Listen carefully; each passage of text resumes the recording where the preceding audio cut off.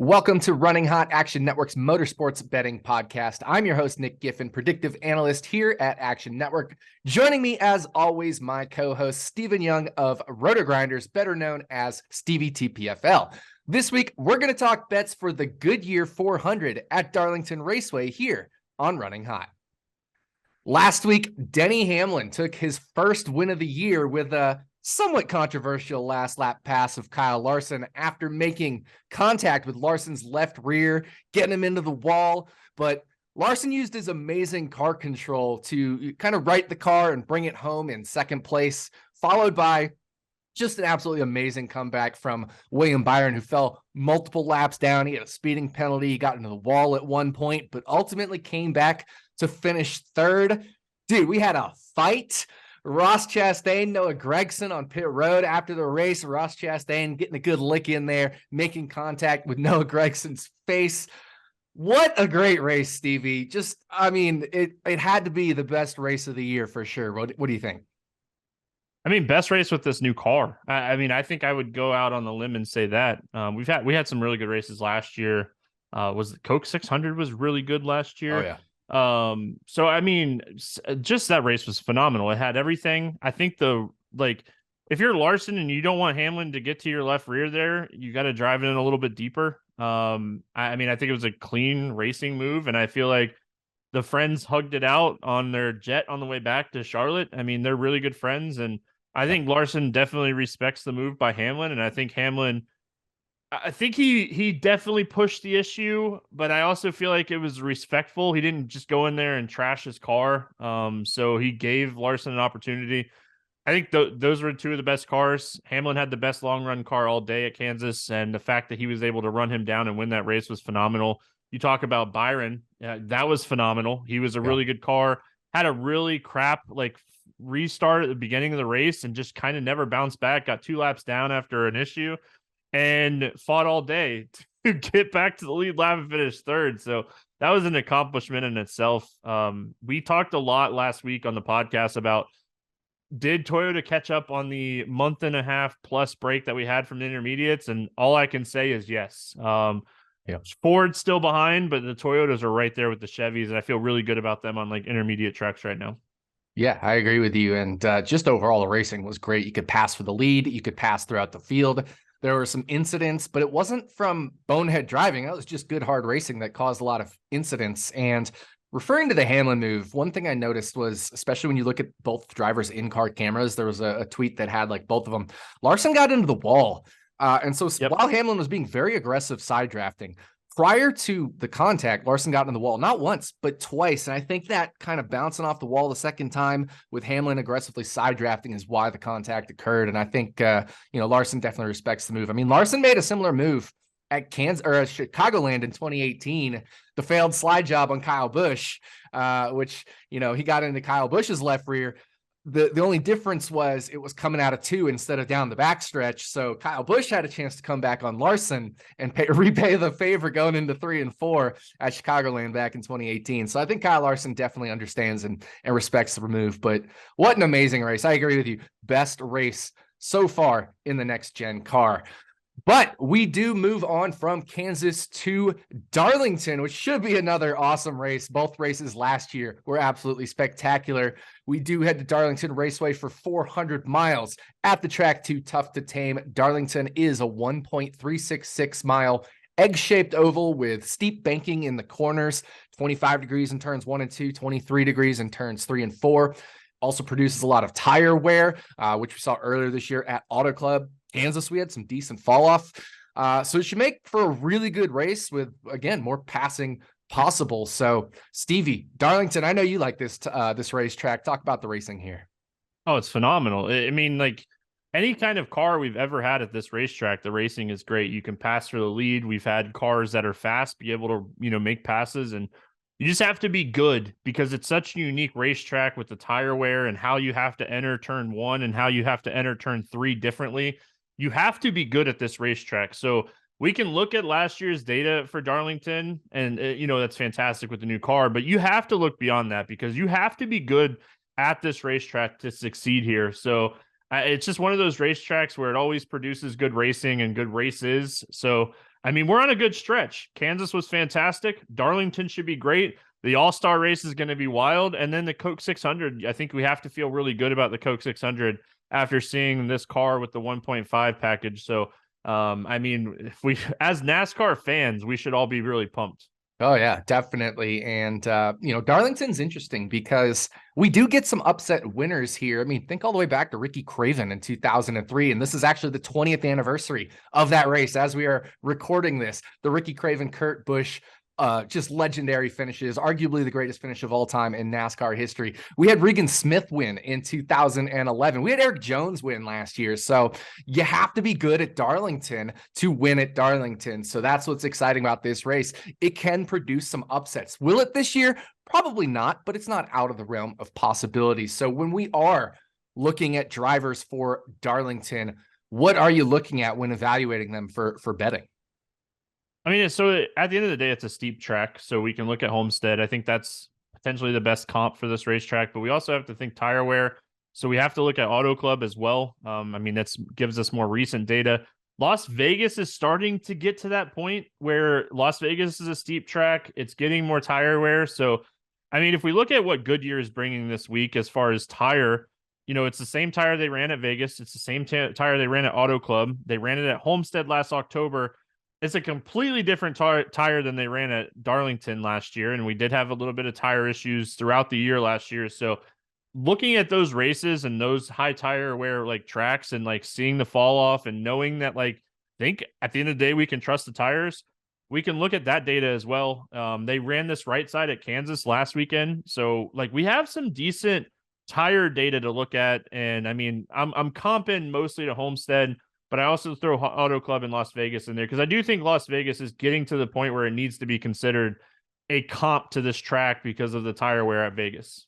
Yeah, I agree with all of that. And I'd go a step further. So first, let's talk about the tires. And then I'll go a step further with you there. But tires, exact same tire package as Homestead last year. So I think that's very important. The exact same package, both the left side and the right sides. The right sides were used last year: Pocono, Kansas, Texas, Vegas, Auto Club, this year at Auto Club Vegas and Kansas as well. So last year, when I say Kansas, Texas, and Vegas, those are all the second races at that track. Well, Texas just has the one, but Kansas 2, Vegas 2. So this year, you mentioned Auto Club and the high tire wear. Totally agree with Las Vegas. Kansas is our most recent race, so I think you have to use that. It also was producing some solid tire wear, and it does have the variable banking up to 20 degrees. And Dover's a steep track, and all 4 of those races use the intermediate package. So I think you could take those 4 races and kind of just throw them into the blend and maybe weight them. Like maybe I'd weight Auto Club and possibly Vegas a little bit more. But I think you can almost just take an average of those and then add in last year Homestead and then add in Darlington track history.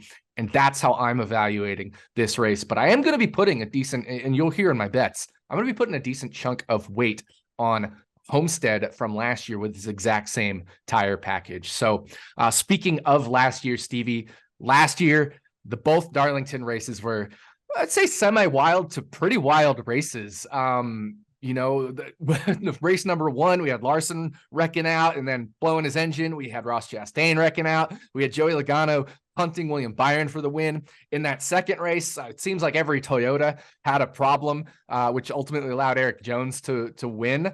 So are we expecting another wild one at Darlington? Yeah, I always. I think it all really, at the end of the day, this last final stage, it all kind of depends because there's multiple strategies you can do as far as tire fall off and tire wear. You can pit twice, you can pit once. If there's a caution, when does the caution fall?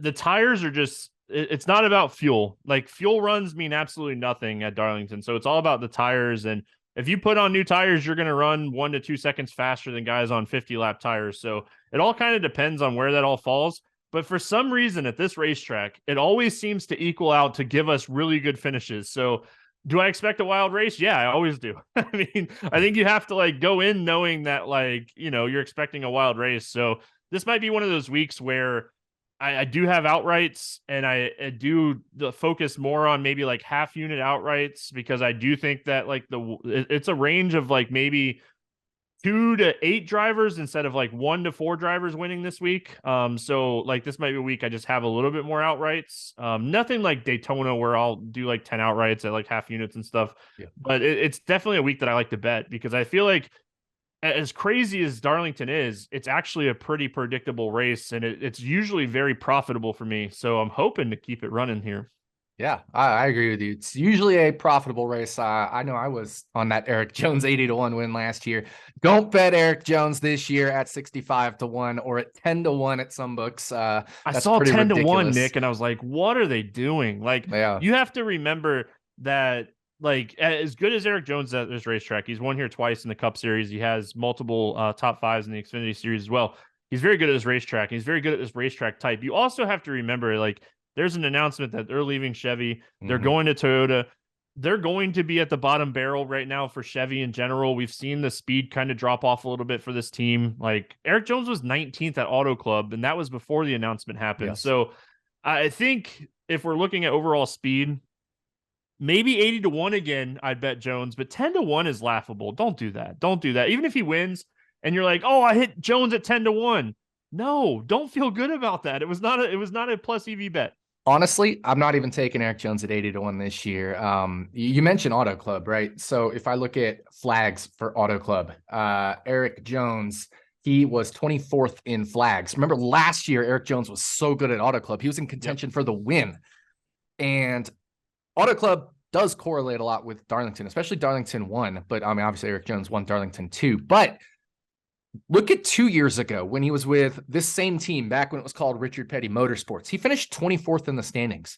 He's currently 24th in the standings. That year in 2021, when he finished 24th in the standings, he finished something like 18th at Darlington, and he had a DNF where he was running in the 20s, mid-20s. He stayed out under the competition caution and immediately fell back and then, had his wreck. But Eric Jones, not good that year at Darlington because the car wasn't running good, and we're seeing the same thing this year. So I wouldn't even take him at 80-1. So I want to get that out of the way before we get into our picks, because it is time to dive into some bets for Darlington.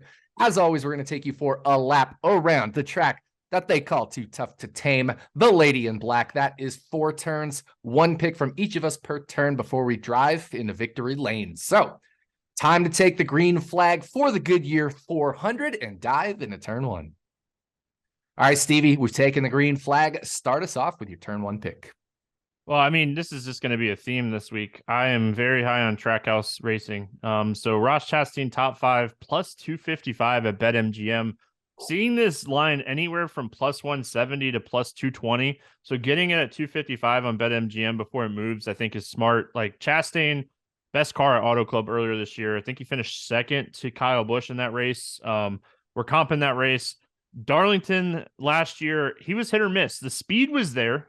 Like just overall, he finished 20th and 30th in those races, but he ranked top 5 in both races in speed. So the speed was there. If we look at these high tire wear, like steep tracks, they've been good for Chastain in every series. Even when he was in low funded teams, he overproduced on these tracks. So if we look back to Homestead, like Nick mentioned, he was 5th in speed at Homestead 2020, 1st in speed at Auto Club. It just, everything points to him being the guy this weekend. So you're going to hear me talk about him again eventually, but I like Chastain top 5 at plus 255. I think that's really nice value.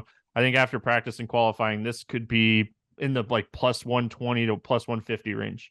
Yeah, I agree with that. And Ross Chastain, he finished 3rd in the Ganassi car a couple years ago at Darlington. He's really good at, like you said, at these high tire wear, steeper tracks. So this is right up his alley here. So really like that Ross Chastain pick. For my turn 1 pick, I'm going to go over to Christopher Bell as the top Toyota finisher at 5-1. Last year at Darlington, Christopher Bell was 3rd in green flag speed in the playoff Darlington race. And in both races last year, he finished in the top 6. He had finishes of 6th in the first race, 5th in the second race last year, which made him top Toyota and 2nd Toyota in those 2 races. So if we're just looking for top Toyota, I mean, he already had a 1st and a 2nd last year at this very track in terms of just the Toyotas. Now, we are replacing Kyle Busch with Ty Gibbs. That's a downgrade, but really we're kind of replacing Kyle Busch with Tyler Reddick. So that's almost a neutral. And then Ty Gibbs versus Ty Gibbs is neutral. And the first race, John Hunter Nemechek. So we'll say that's all kind of neutral. So it's kind of the same field in terms of difficulty of the other Toyotas that he's facing last year. And last year he was first and second Toyota. So while I do think he should be the fourth Toyota in the pecking order, I mean, obviously I think we got to make Denny Hamlin number one, Truex up there, Reddick up there. I do think Bell should be fourth in the pecking order of the Toyotas. I still think 5-1 is just too long, especially given how crazy Darlington can get and how well Christopher Bell performed last year at Darlington. I do have him finishing as the top Toyota just over 19% of the time, making around plus 425 fair. So I'd take this, 5-1 all the way down to like 450. I even would take it down to 425 all the way to that fair value, because I actually feel like my model is a bit underrating him here. I was kind of hoping that the books would sleep on Reddick as top Toyota, and they didn't. So I like this. They kind of slept on Bell, which is fine with me, because Hamlin and Truex, they both have crew chiefs that are somewhat aggressive as far as how they run that final stage. They will run longer. Hamlin runs longer, and Truex runs longer. And all you have to have is like an untimely caution, and then you knock those two guys out. Like that. Okay, so now I'm going up against Reddick. So a head-to-head against Reddick, and you're getting plus 500, 5-1. Like, that's solid.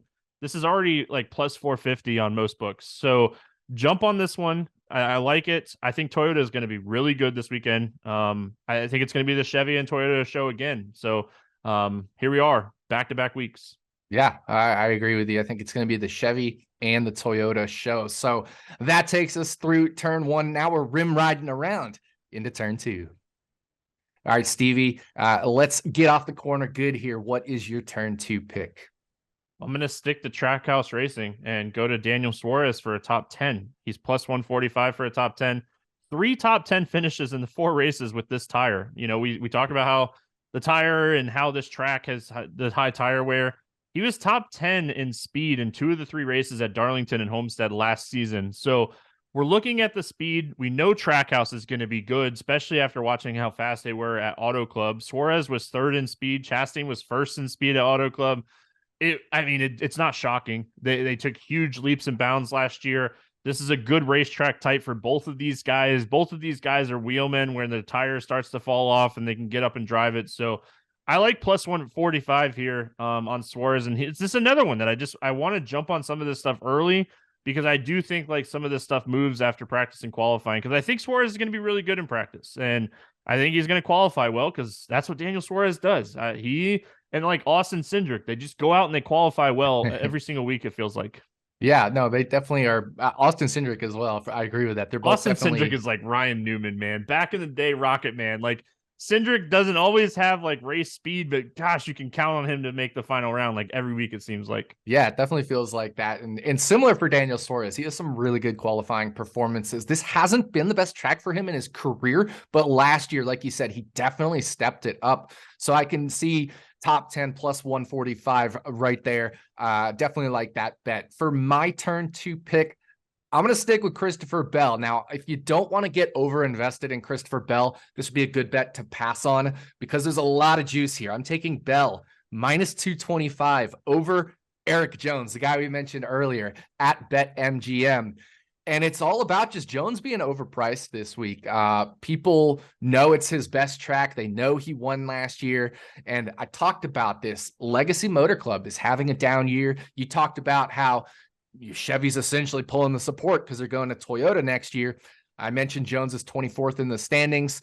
2 years ago when he was 24th in the standings, he finished 18th and 34th in the Darlington races. And we've already talked about how good Bell is, how he's been this year, how he was last year. There's no issues kind of plaguing Joe Gibbs Racing right now. If you look at flags, Christopher Bell has been well ahead of Eric Jones in every single race using this intermediate package. So I have Christopher Bell winning this 73% of the time. So that's value at minus 225. I know people hate laying juice, and if you want to take Bell, I would prefer you take the top Toyota if you picked one of them. But I do have this as a value bet as well at minus 225.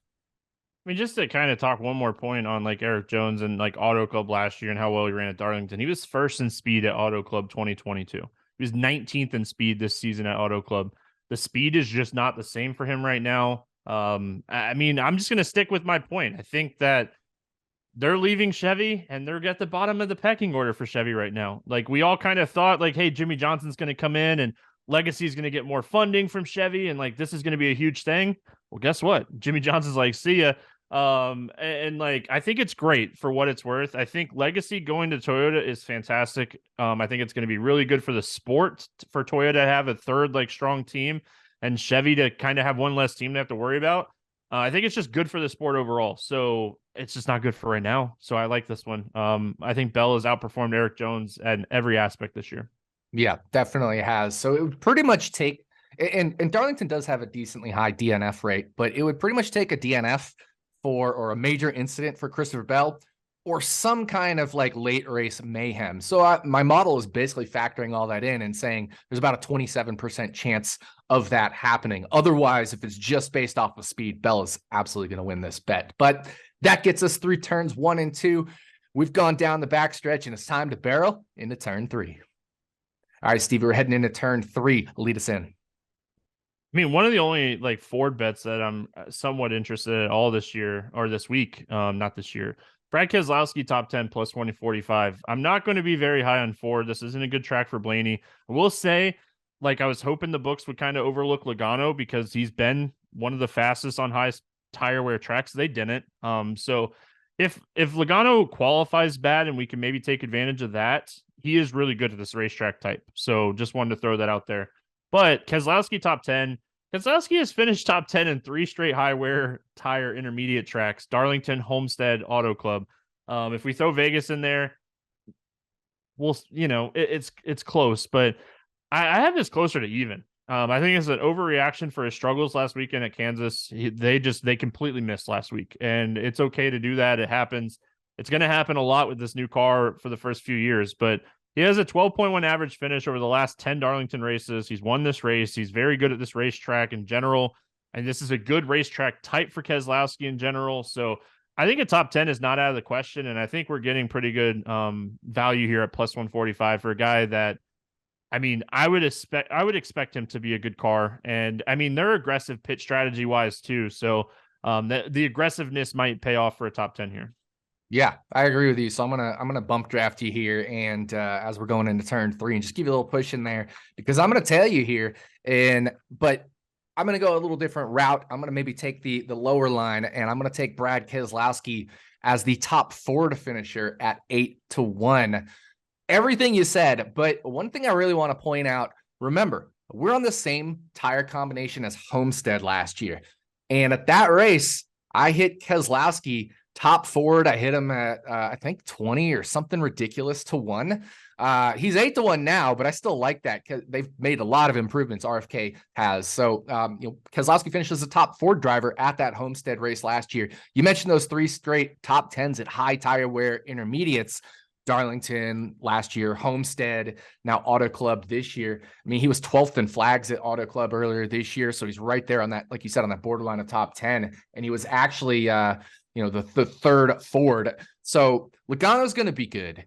Harvick's going to be good. Blaney, this is a pretty questionable track for him, which is why I think, it opens up a little bit of value here on some of the Fords down the board. I mean, I could see if you wanted to take Michael McDowell if he was long enough, or, if you wanted to take Chris Buescher if he was long enough, because there's a lot of value here, and the rest of Stewart-Haas hasn't been performing. I mean, Chase Briscoe is out to lunch at the intermediate tracks. He's been 30th or worse in flags in every single race. So when we're looking at the Ford camp, it's basically Logano, Harvick, Blaney, the RFK cars, and like McDowell at this point in terms of like who I think could finish as top Ford in this particular race. So it's not a huge field, and you definitely need to weigh the top of the board more. But in a race where Blaney, this is one of his worst tracks, is down, then I think it's a really good situation for Keselowski. And we talked about just how good he's been at similar tracks and here last year and at Homestead last year. So right there with you on the Keselowski train. Any thoughts on the top Ford bet? Busher was outside the top 20 at Auto Club and Speed. Priest was 23rd. Blaney was 24th. Harrison Burton was 27th. You mentioned McDowell. I had a lot of interest in McDowell at 40-1 as top Ford, and I was digging through the stats because, I mean, this was a really good track for him type last year. I mean, McDowell had one of the best average finishes at Homestead and Darlington last year. He had some speed, and it wasn't like just random finishes, but looking at it, he was really slow too at Auto Club this year. So I think you're really just kind of looking at it and you're going, all right, he has to beat Logano and Harvick. Good track type for both of those guys. So at 8-1, beating two guys, I'm okay with that. Yeah, exactly. So that's kind of my line of thinking here with the top Ford bets. So that is turn 3. Time to roll into turn 4. All right, Stevie, take us through turn 4 before we get to victory lane. I was kind of sad that I hit this bet last week because we had a Larson outright on the show last week. Yeah. So I was sad that we got the Toyota race winner last week, but I'm going back to it this week at plus 145. Listen, we saw how fast they were last year at this racetrack. They had 3 or 4 the 4 fastest cars at Darlington 2 last year were all Toyotas. They obviously hit on something at this type of track. We saw how fast they were at Kansas last week. I mean, this is the same right side tire we ran at Kansas. So this is a really strong track type for Hamlin, Truex, Bell, Reddick. I mean, like last week, I want to jump on the Toyota train early. You know, we talked about this bet. I think it was 150 or 140 or so. It was something where we talked about value, and it ended up being negative. You had to pay juice by the end of the weekend. So I'm jumping on the Toyota race winner again. I think it's Toyota versus Chevy. I like Chevy. There's a couple guys, you know, even our victory lane pick. So maybe a little hedge off of a victory lane pick here with the Toyota race winner. Yeah, I mean, it's a plus EV hedge, and that's the kind of hedge I like. If your outright bet is good, maybe on a Chevy, and then your Toyota to win bet is good as a plus EV bet, it becomes a natural hedge where both bets are plus EV, and that's the kind of hedge I like. And to your point last week, at the end of the first stint, before like the first round of pit stops happened, the Toyotas were running 1-6 right before that first round of pit stops happens. That's all on speed. Toyota was literally running 1 through 6. I tweeted it out right as that pit cycle started. And so that was just really good to see. But for my turn 4 pick, I'm going to go with a guy who finished top 10 last week. And I'm going to go to Austin Dillon top 10 at 3-1. Darlington's a really good track for him. He's finished top 10 in 5 of his 13 career starts. So that's already better than 2-1 in terms of, odds. If you just take 5 divided by 13, look at that percentage. That'd be better than 2-1. That includes the first 3 races of his career at Darlington. He did not finish in the top 10. So 5 of his last 10, literally 50% of his starts at Darlington have been in the top 10. His finishes have been. And that includes 3 of his last 5 in the top 10. So, I mean, we're getting a guy who's really good at this track type, and he seems to have only gotten better at this track type, this specific track. And I say track type because, again, same tires. Homestead last year finished 4th in this in the Homestead race on the exact same tire package. And remember, we're moving tires from Darlington last year. They're not going to be the same as Darlington this year. So we can really use that Homestead finish from last year where he finished 4th.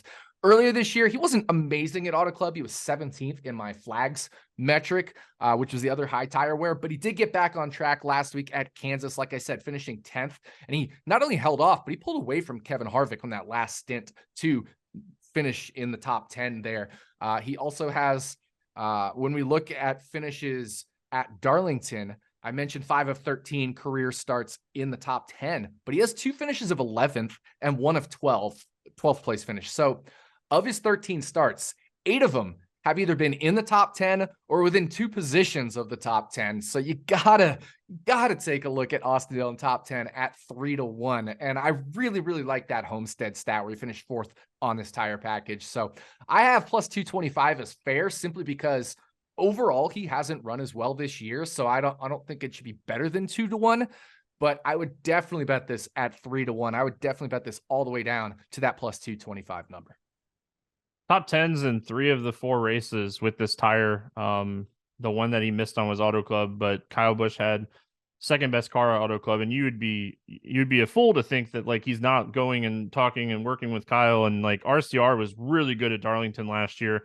Reddick was one of the best cars. So I think you have to be excited about getting this at 3-1. I'm actually going to tail you on this one. Shout out to Rotodoc in my article later. But yeah, I'm gonna tell you on this one. I think this one's a fantastic value.